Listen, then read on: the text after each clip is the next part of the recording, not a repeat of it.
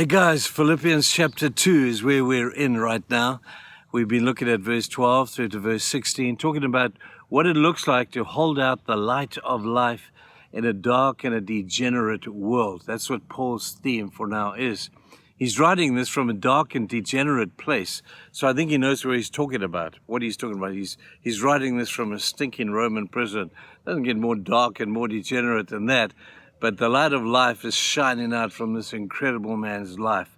Let's see how he does it. He tells us he's not hiding anything. Paul talks about walking with fear and trembling before God. Never lose that deep, holy respect for a great and a mighty, awesome God. Those are good things to do.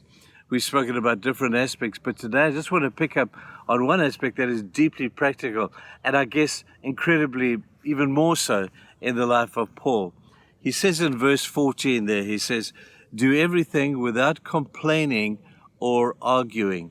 He's spoken about picking up God's will of purpose in our life, as we spoke about yesterday, you fulfilling your purpose in God's kingdom to reestablish the kingdom in which the lights were turned out back in Eden. God's wanting to reestablish that kingdom.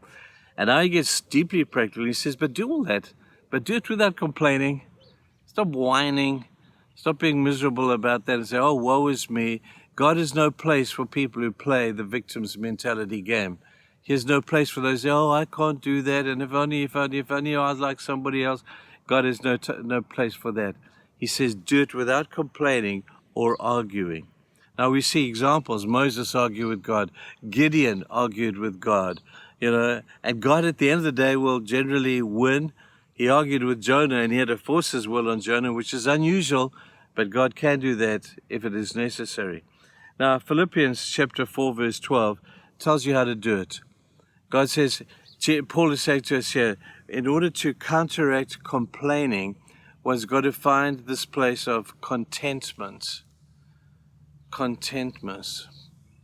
In a world that is always driving us to get more, in a world that feeds your discontent.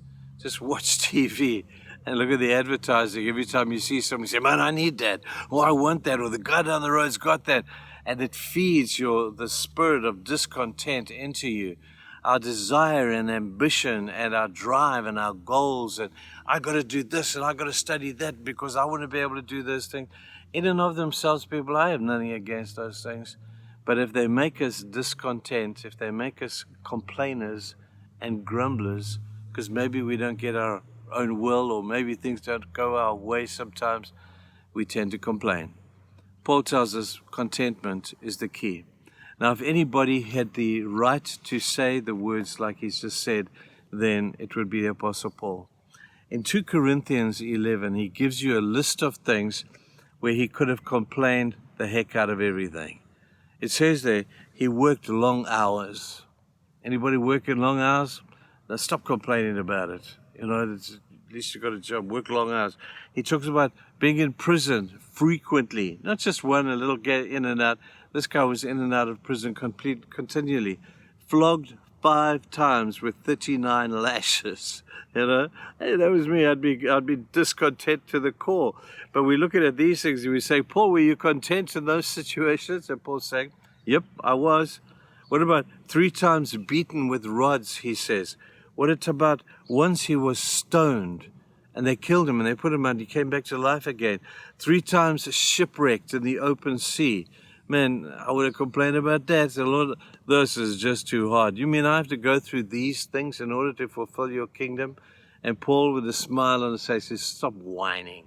Stop complaining. What about constantly moving, he says, constantly in danger? We all know he was betrayed, he was misunderstood, he was maligned, he was hungry, he was thirsty, he was cold in these prisons he was in, and these shipwrecks that he was on. He was cold, he was naked. Yet Philippians 4:12 tells us that he can do all these things through Christ who strengthens us. You see, the complaining is not you just toughening up. I'm sure there's an aspect of that. Just toughen up, suck it up and get on with the job, and you'll find that the job is not as bad as you think it is. But he's telling you a key here. If you want to find contentment, verse 12 of Philippians 4, which is the same book he's writing to, just a chapter or two on from the one we're studying now. He says, hey guys, if you want to live like that, just begin to believe that you can do all things through Christ who strengthens you. You mean I can do all things? You mean I can put up with all that stuff, with all the pain and the suffering and the mistreatment of the world around me? Paul says, yep, you can. And the key to contentment is to believe that you can. He says, I believe, and it's my belief that has held me here.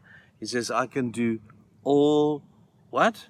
All things. Not just some things, not just the things I like, not just things I'm good at. You mean I can do all things through Christ who strengthens me? Indeed you can. So let's stop complaining and let's begin to believe that we can do all things through Christ who strengthens us to fulfill his great will of purpose. Man, that's a great theme, people. Let's live it, shall we? Have a great day.